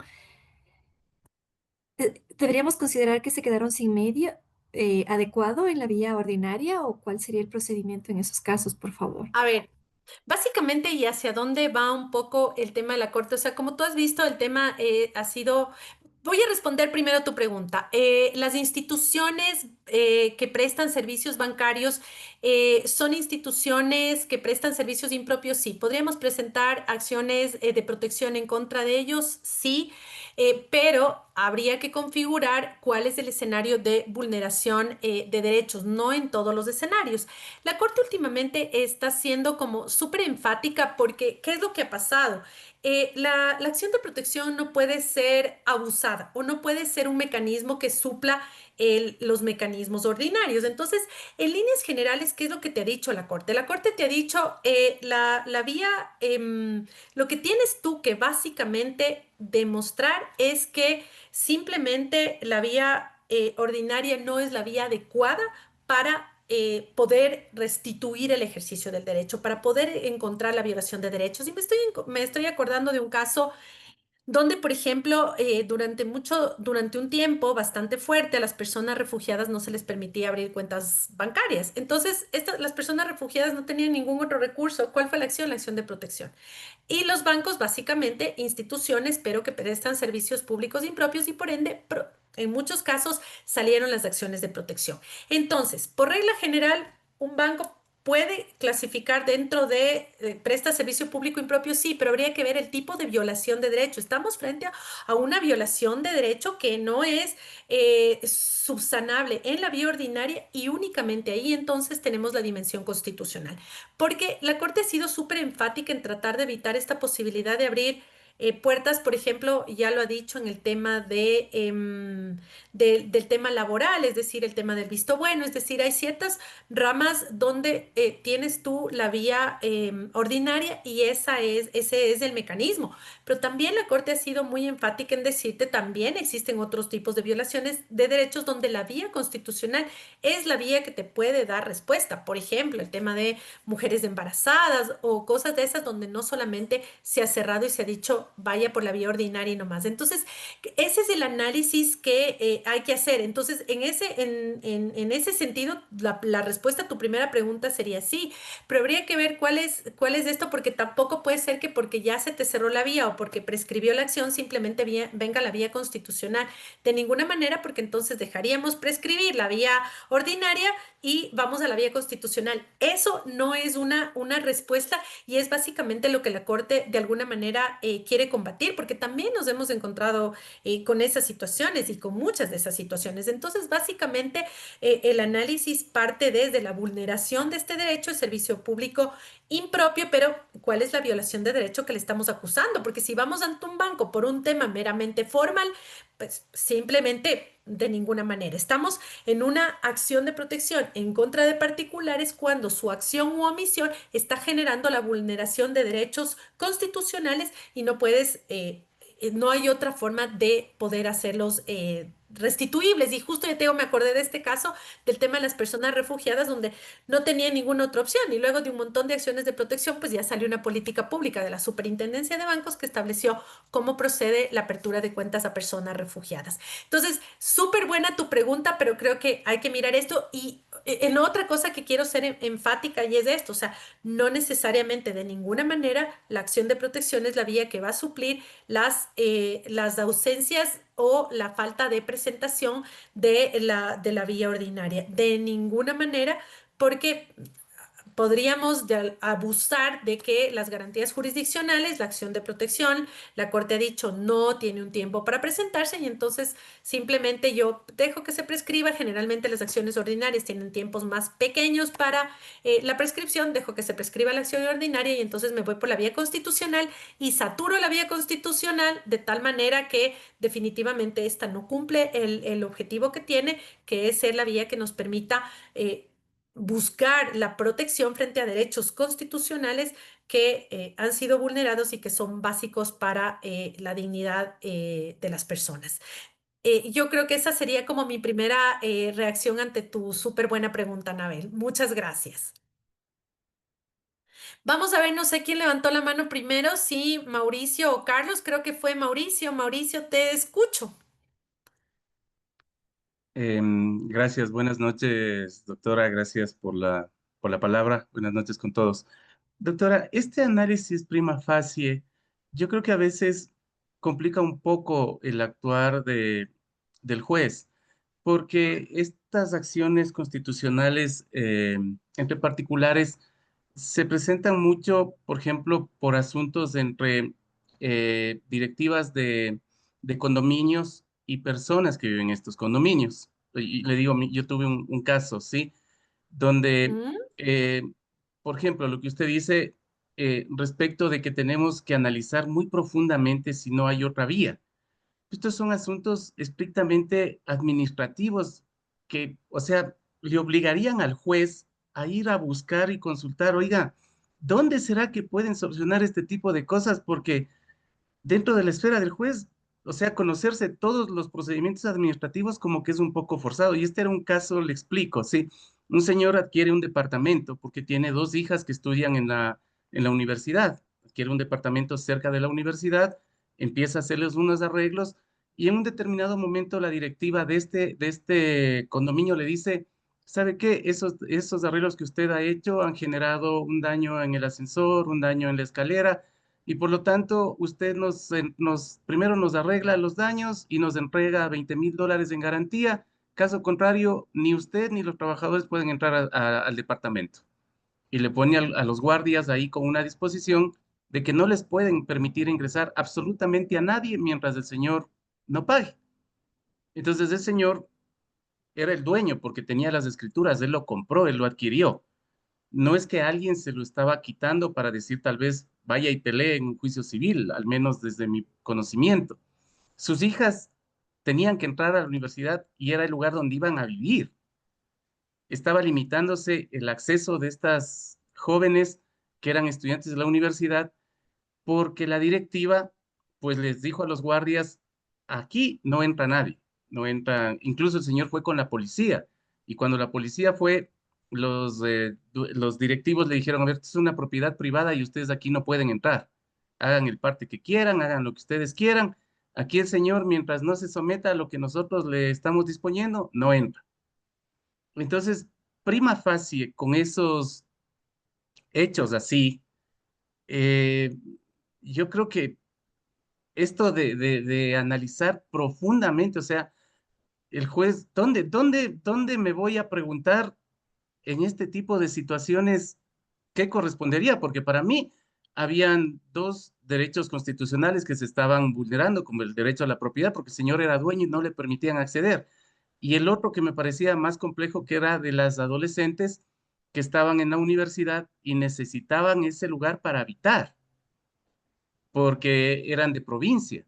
Entonces yo no sé, en ese análisis, cuando se presentan este tipo de situaciones en las que hay una subordinación, porque el señor está sometido a lo que la directiva le diga, porque la directiva tiene los guardias y los guardias se le paran al frente y no le permiten entrar a él ni a ninguna otra persona si el presidente del condominio no autoriza el ingreso. Entonces hay una limitación a poder acceder a su propiedad, pero este requisito que usted nos dice de que se tiene que hacer un análisis profundo y casi tener una certeza de que no haya otra vía o de que no se pueda eh, el accionante buscar un camino distinto. Y me acuerdo, si no recuerdan, como 2 o 3 meses ya que no le permitían acceder a su propiedad. Entonces, no sé si esta condición es tan eh, específica de que, digamos, no sé si en este caso me puse yo a dudar ahora, digo, tal vez no se le debía dar paso. Esa es mi inquietud, doctora, por favor. Qué buena pregunta, más bien, Mauricio, creo que me permites a mí hacer un análisis. En este punto nunca entras al análisis de la vía, o sea, estamos viendo la procedencia de la acción de protección en contra de particulares. Por regla general, la acción de protección se presenta en contra de particulares. No, la presentación de una acción de protección en contra de particulares tiene excepciones en 4 supuestos. El supuesto de servicios públicos impropios, del servicio de la prestación de servicios públicos por delegación, el daño grave, la situación de indefensión. Son 4 supuestos excepcionales donde tú, para poder entrar y proceder y poder entrar al fondo, lo que tienes que ver es si se cumplen con estos 4 requisitos. Creo que tal vez la contestación que le di a la compañera con respecto a la otra vía, a la vía, era por el tema de los bancos, pero de ninguna manera tienes que entrar a un análisis y mirar si hay otra vía. Yo no lo he dicho para nada.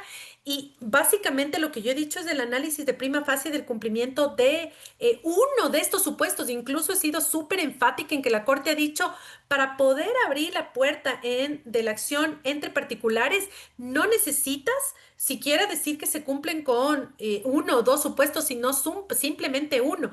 Y me encanta tu ejemplo porque justo el caso 533-15P, ¿de qué se trata? El caso 533-15P se trata de qué? De hay una hacienda San Joaquín y esta hacienda tiene como hay muchas casas dentro de toda esta localidad y resulta ser que o parte de que no le pagaban ciertas alícuotas a la administración de la Hacienda San Joaquín, simplemente decidieron cortarles la luz eléctrica y el agua potable a una familia que no estaba pagando las alícuotas.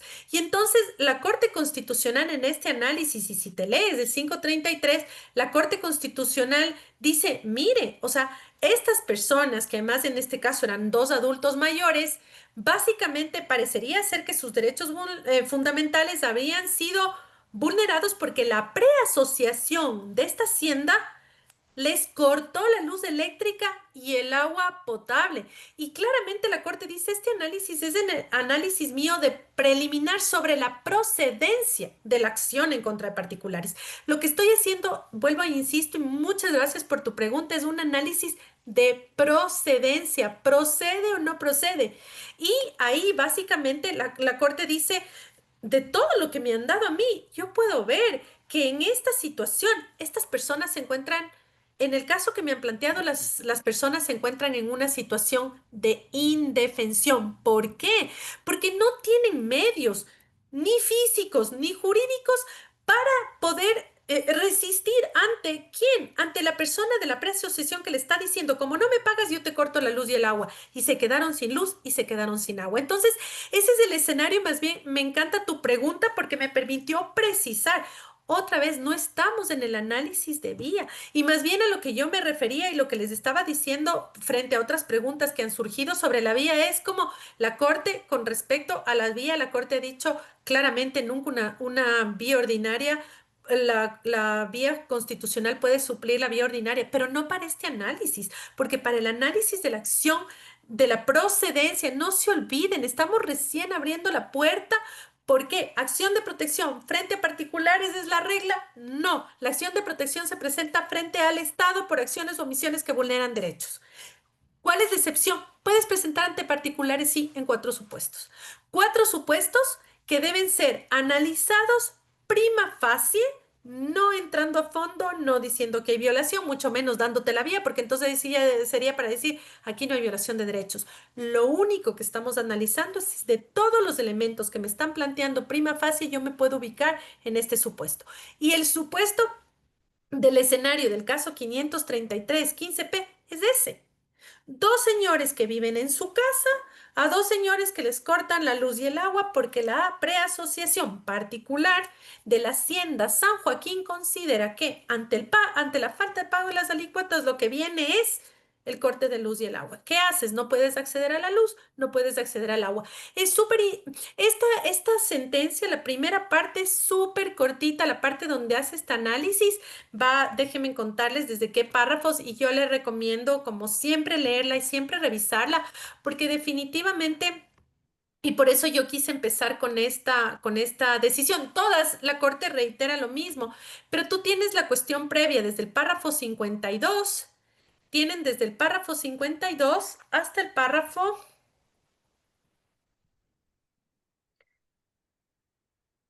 55, 56, porque en los párrafos 54 la Corte analiza y dice, mire, ¿qué es lo que está pasando acá con la preasociación? Yo encuentro que la preasociación es, eh, es un ente particular que les está suspendiendo de forma absoluta los servicios a la luz y al agua a estos señores, pero además encuentro que estos señores sí tienen una situación de indefensión, porque no tienen ante quién recurrir, o sea, nadie les ha devuelto la luz y el agua, y entonces, prima facie, yo encuentro que procede la acción de protección. Y luego en el artículo, en el párrafo 56, claramente nos dice, por lo dicho, en este contexto se cumple con al menos uno de los supuestos que establece el artículo 88 de la Constitución y el 41 de la Ley Orgánica, y entonces procede y yo puedo ir hacia el caso. De hecho, la Corte Constitucional en el párrafo 56 claramente dice, mire, lo que yo estoy diciendo, el tema de que les han cortado la luz y el agua y el tema de que están en situación de indefensión, no es mi análisis de fondo. Yo no estoy entrando al análisis de fondo. Solamente es la llave que me permite a mí decir que en este caso yo voy a conocer esa acción de protección. Esa acción de protección que por regla general no procedería porque es en contra de un particular, sin embargo, yo estoy viendo que aquí se cumple con uno de esos supuestos y por ende yo puedo entrar a mi pronunciamiento de fondo. Pero en el párrafo 56 la Corte deja súper claro el tema, yo no me estoy pronunciando de fondo. Es un análisis prima facie para poder dar la procedencia o poder decir que procede la acción de protección. No sé si respondí tus dudas, Mauricio. Sí, sí, perfecto. Gracias, No, doctora. y te Ya me agradezco un quedó montón bastante porque me claro. permitiste como que Claro. centrar mucho el tema de la discusión. Te agradezco un montón. Gracias, Mauricio. No sé, creo que estabas Carlos y luego Manuel. No me acuerdo cómo era, no anoté, perdón. Carlos y Manuel. Muy buenas noches, doctora. Buenas noches, compañeros. Doctora, regresando a los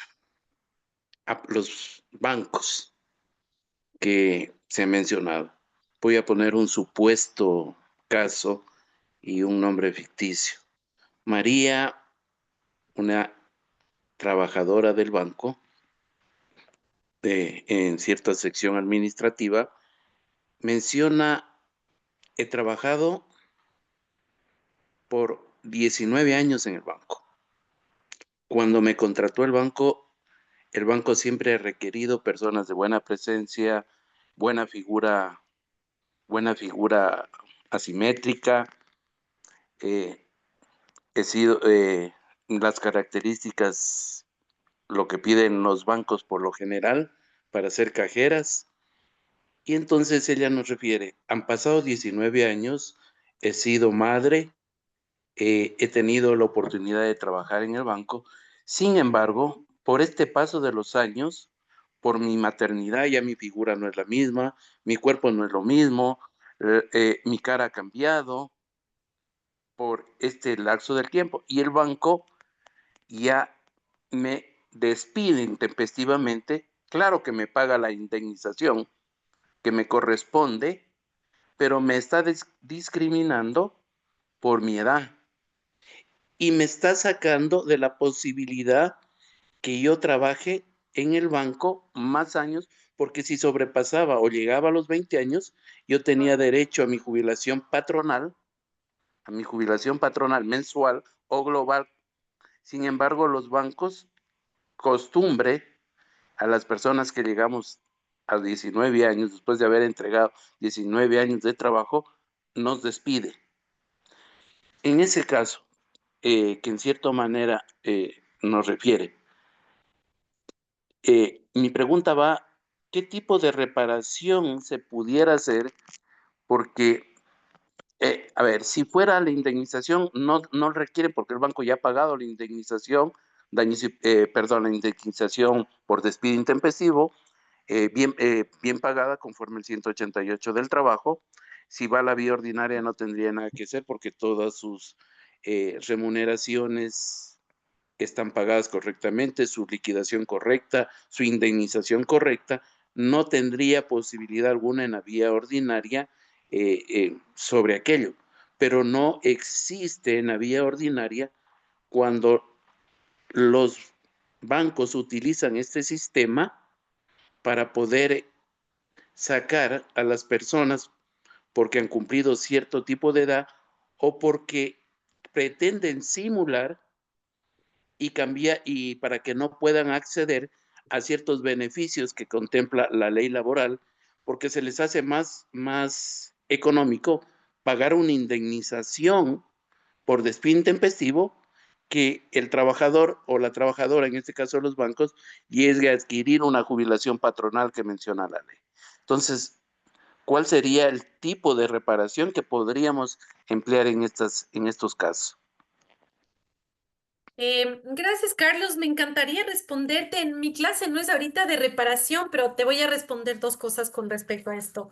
O sea, yo creo que depende caso a caso. En el caso de, por ejemplo, personas con discapacidad, la Corte ha establecido que el mecanismo de reparación, por ejemplo, era el artículo 51 de la Ley Orgánica de Personas con Discapacidad que estaba vigente. Ahorita recién, en julio de este año, salió la reforma a la ley de discapacidad, donde se está estableciendo otro escenario de reparación. Pero dependería y no te podría decir porque el análisis tiene que ser caso a caso. Y la Corte ha establecido muchos, o sea, o más bien, no solo la Corte, sino la Constitución y la Ley Orgánica de Garantías Jurisdiccionales han definido cuál es el objeto de la reparación. Y el objeto de la reparación es buscar la restitución al ejercicio del derecho, pero no siempre puedes tener el ejercicio del derecho. Pero también la Corte ha dicho de ninguna manera, y con respecto a tu pregunta, tampoco podría ser una acción de protección el mecanismo para que logres una mejor reparación. O sea, y no solo de lo que versa mi clase, que es acción de protección en contra de particulares, de manera general.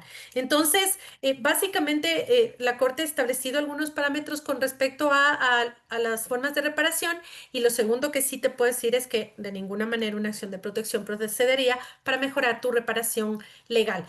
Con respecto a esto, mucha de la jurisprudencia de la Corte Constitucional, por ejemplo, con respecto a despidos de trabajadores sustitutos, la Corte ha establecido que el mecanismo sería la reparación establecida en el artículo 51. Entonces ahí se ha hecho eco un poco del tema ordinario, pero no quisiera ahondar en esto porque voy a confundir tal vez a las personas sobre el tema que estamos discutiendo, que es súper concreto sobre la acción de protección en contra de particulares. Pero te agradezco mucho por la pregunta y yo estoy segura que van a tener un módulo de reparación y ahí puedes darte gusto, pero el objetivo y otra cosa que ha dicho la Corte también es que de ninguna manera la reparación puede significar o la búsqueda de la reparación, ya lo ha hecho siguiendo el criterio de la Corte Interamericana de Derechos Humanos, es que de ninguna manera la reparación puede ponerte en una situación que te convierta en una persona millonaria, sino que básicamente lo que estás buscando es el mecanismo de, o como no puedes restituirle a la situación anterior, pues de reparar, de compensar el daño que se te generó. En muchos casos puede ser el daño material, daño emergente, lucro cesante. Entonces, hay algunos criterios que ha seguido la Corte en materia de reparación. Puedo hacerte llegar algunas sentencias en ese sentido, pero ese sería como un poco mi respuesta a tu pregunta, que le agradezco muchísimo. Emanuel y luego Alexandra. Doctora, buenas noches, ¿cómo está? Un gusto Hola. volver a saludarla. Qué gusto, los años que le vuelvo a ver, fue mi alumno, por eso le saludo efusivamente, queridos y queridas alumnas. Fue mi alumno hace muchos años, Muchos años, ¿cuántos doctora. fuiste mi alumno, Manuel? Hace unos 15 ya. No, 2017, 18 más o menos. Ah, bueno, no estamos tan viejitos No estamos tan todavía. viejitos. Verá, mi doc, ¿Cómo estás, la Emanuel? pregunta es Cuénteme. súper concreta. A ver, tengo una acción de protección en la cual El proponente, en este caso el accionante, ejecuta una proposición diciendo de que al ser curador tiene un derecho un poco más a fondo de, digamos en este caso, como ser sustituto, un similar a ser sustituto. Confunde el tema de ser curador a ser cuidador y en su defecto reclama un derecho constitucional, eh, digamos en este caso, como una acción de protección de derecho laboral reforzado y reclama una indemnización en contra de una institución mixta, es decir, público-privada. Entonces él dice, vea, yo presto un servicio como profesional del derecho, ser ginecólogo, especialista, gano tanto X dinero y en su defecto yo reclamo en acción de protección porque soy cuidador, dice curador, perdón, mediante sentencia de X provincia, del juzgado X, y por lo tanto yo tengo el derecho. Mi consulta en particular, ¿es el sinónimo o es lo mismo o aplicaría el derecho en acción de protección en una persona que reclama, digamos, ser el derecho laboral reforzado para poder acceder por ser curador y, en su defecto, reclama un despido intempestivo dentro de la acción de protección? ¿Aplica o no? Gracias, Manuel. La Corte Constitucional ha sido súper enfática con respecto a qué implica o por qué surge la protección reforzada frente a personas con discapacidad o a quienes hacen como trabajadores, digamos como cuidadores de estas personas con discapacidad, los trabajadores sustitutos. Y la Corte ha sido enfática en decir algo. La persona con discapacidad obviamente se le dificulta el trabajo, se le dificulta la manutención y por eso es súper importante que la persona, aunque no esté, no necesita, también ha dicho la Corte, no necesita que tengas ese certificado, ese reconocimiento que te da el Estado, pero tienes uno que notificar que tienes ese carácter y dos, que de ti dependa esa persona y que el que tú te quedes sin trabajo afecta a la supervivencia de esa persona. Esa ha sido como básicamente la línea que ha seguido la Corte en el tema de la estabilidad reforzada de las personas con discapacidad o los trabajadores sustitutos. Ahora, pero Doc, una cosa, a ver, es lo mismo ser un curador, porque claro, el curador va respectivamente a los bienes. No va Usted me quiere jalar la lengua para que le responda, y luego me diga, prevarique, usted no me va a decir eso, pero por si No, acaso, no, no. o sea, a lo que voy, no te olvides que puede ser que sea, podría ser incluso eh, ¿dónde está No. usted? Entonces, básicamente, podría ser que dependa económicamente y en dónde está. Es si No, es que económicamente y si la sustentación de la persona con discapacidad está dependiendo de esa persona, es que independientemente hay del una, nombre. ahí viene la situación. A ver, el ser curador significa ser cuidador de los bienes, no netamente ser la persona que económicamente le entregue el dinero y tenga el cuidado, porque el cuidado es muy diferente. El cuidado es ser la persona que soporta económicamente, emocionalmente y otras características. Ahí viene mi pregunta, porque si a la final del día el ser curador, que es el cuidador de bienes, implica ser la misma o aplica la ley reforzada laboral para poder tener el símil de ser cuidador o custodio de la persona que es una persona incapacitada, pongámoslo así. Entonces, ahí viene la situación. Si uno en una acción de protección que le plantean y le dicen, soy curador por sentencia, puede aplicarle la ley reforzada laboral para ser el cuidador. Yo te digo, básicamente, en principio vaya a llegarme ese caso y usted luego me hace ahí, ya perdí mi imparcialidad. Y yo te digo, en línea general, la Corte ha sido súper enfática en decirte cuál es ese rol del cuidador. El cuidador es súper importante para manutención, sostenibilidad y todo esto del acompañamiento que implica que requiere la persona con discapacidad, que puede ser que en muchos casos pierda la autonomía y que esa persona es la que le acompaña ahí, la autonomía está como suplida por esa persona. Básicamente así es como la Corte ha definido quién es el quien tiene este rol. Y en ese sentido podría mandarte, hay mucha jurisprudencia y hay una última sentencia que, si mal no recuerdo, es de ponencia del juez Richard Ortiz, donde haces donde se va como un poco acumulando cómo ha ido la Corte resolviendo en estos casos. Entonces, de todas maneras, te puedo hacer llegar el número de la sentencia para que le veas, para que tengas muy claro cuál o cómo la Corte ha concebido esta característica que es la que permite tener esa estabilidad reforzada. Podemos resumirla que en simples términos, si es que no cumple todos los requisitos, no podríamos considerarle a un curador. No son requisitos. Si es que no cumple con el rol que tiene con respecto a Exactamente. quién es, sí, total, es eso. Y por eso te digo, la Corte sí ha establecido cuáles son los parámetros y por qué es tan importante el rol de esta persona y el garantizar su estabilidad. Eso sí tiene la Corte. Entonces, por eso te digo, yo con mucho gusto ya te mando el número de esta última sentencia que me parece que es de ponencia del juez Ortiz para que lo tengas presente. Listo, doctora. Un gusto de saludarle y un gusto volverla a ver. Lo mismo digo, Emanuel, qué gusto. Alexandra y Gisela. Bien, buenas noches, doctora.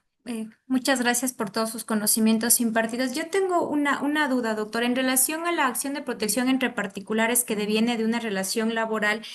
¿Podemos hablar de tutelar la estabilidad laboral reforzada por la condición de discapacidad cuando el empleador conoce, sabe y admite que lo desvinculó, pero le dio la indemnización prevista en el 195.3 del Código de Trabajo? Esa es Eh, mi duda, porque sí he tenido varias acciones constitucionales en las que siendo personas con discapacidad acuden a la justicia constitucional, han suscrito un acta de finiquito, se les ha dado la indemnización por efectos de haberlos despedido ineficazmente por la discapacidad y aducen que ellos tienen derecho a la estabilidad laboral reforzada. Entonces, ¿hasta qué punto puedo yo obligarle a la entidad privada a mantenerles laborando si cumplieron con la indemnización? Súper tu pregunta, pero básicamente no, porque, y es lo que un poco la Corte ha dicho en el tema de mujeres embarazadas y en el tema de personas con discapacidad, incluso si es que ya le repararon y por eso viene este mecanismo de reparación, porque no es una reparación igual al resto, sino es una reparación reforzada considerando la situación en la que te encuentras. Entonces, si ya se dio esa reparación, pues simplemente ya no habría un derecho que discutir. Ok, Y doctora, eso muy dicho, amable. y eso está súper chévere y lo puede revisar, por ejemplo, en la sentencia 319 JP en el tema de escenarios de mujeres embarazadas. 319 JP, donde te establece cuál es el tema del plazo de la estabilidad reforzada y te establece qué es lo que pasa con el tema de las reparaciones que corresponden cuando sucede esto.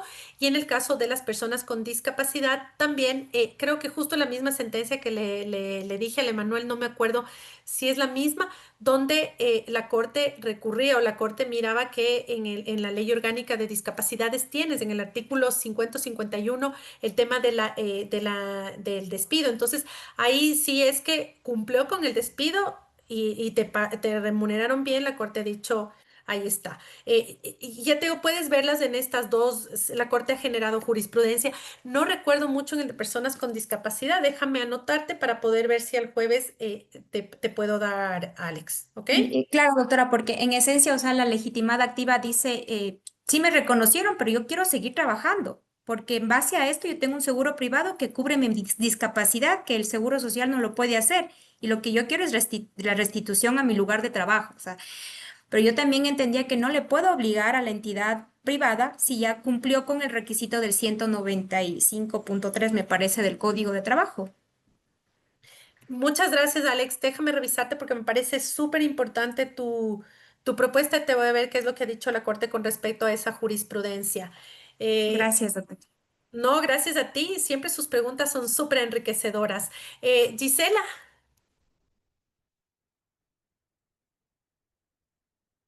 Doctora, muy buenas noches con todas las personas que se encuentran presentes por esta vía. Una pregunta, doctora. En primer lugar, le agradezco también por sus conocimientos, que para nosotros son muy importantes. Ahora bien, he entendido que el análisis prima facie es un análisis de procedencia y que debe de cumplir con los 4 supuestos, ¿no verdad? Que son, no, uno de los cuatro. Gise, perdóname que te corte. Suficiente con que cumpla con uno. ya, uno de los 4. Una Ujú. pregunta, en una coactiva, por ejemplo, ¿no verdad? a una persona le restan sus valores de su sueldo, con lo que esa persona se mantiene, paga sus medicinas y pretende salir adelante en su vida. Y resulta que no solamente le bloquean esta cuenta, sino que todo lo que está ya a nombre de esa persona empezó a hacerse este bloqueo. Doctora, ¿qué se puede hacer en ese caso?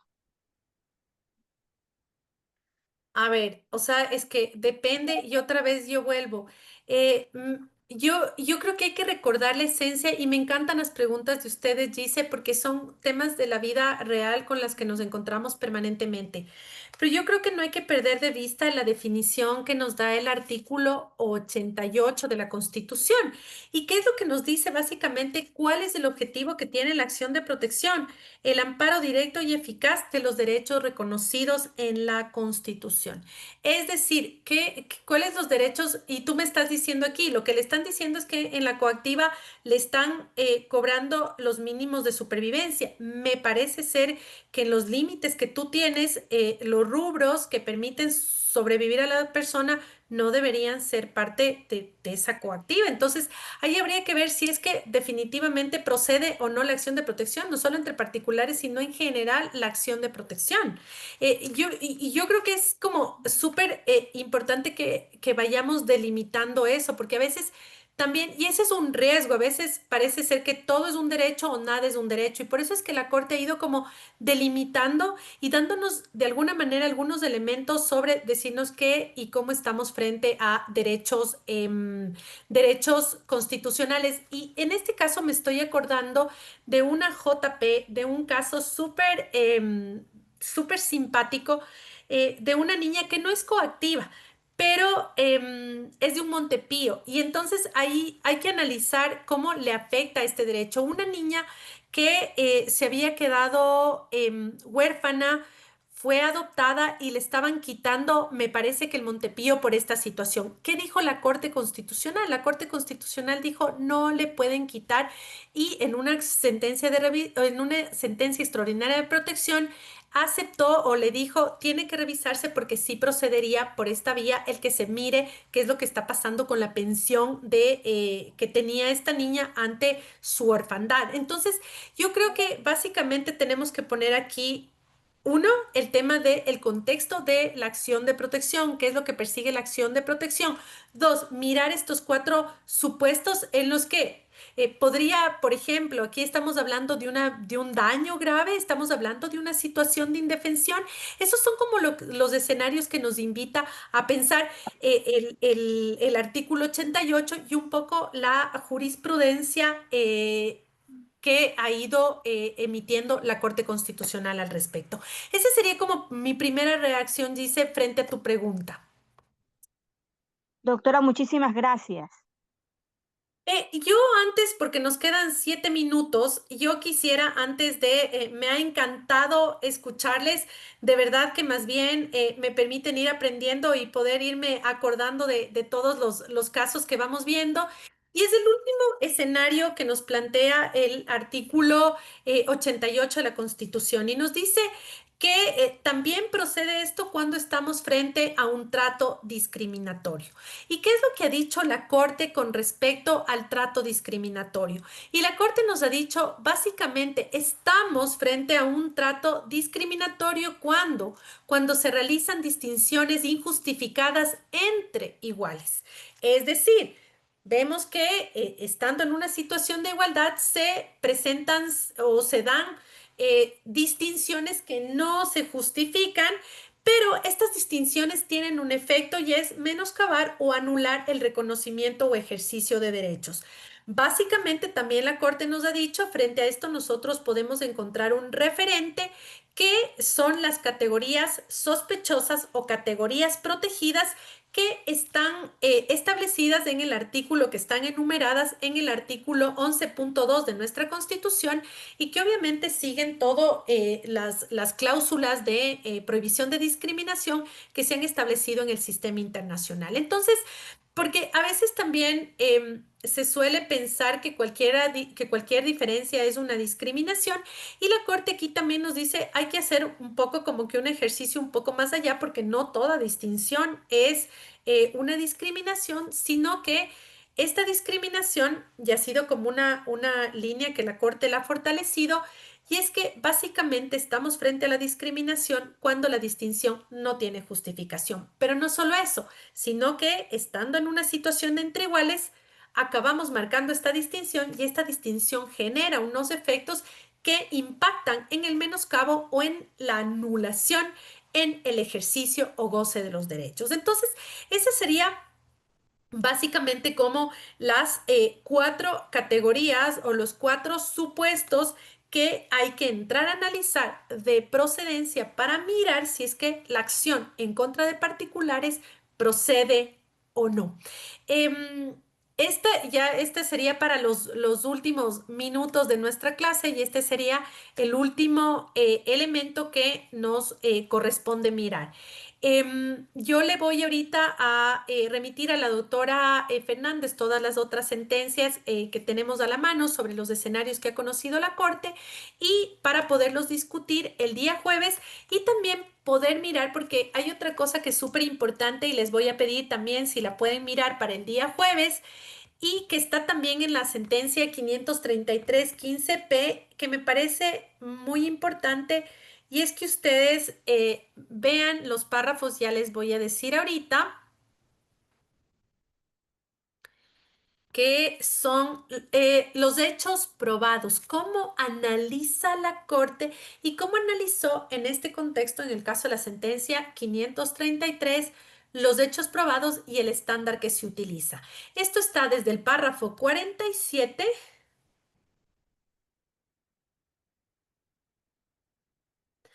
hasta el párrafo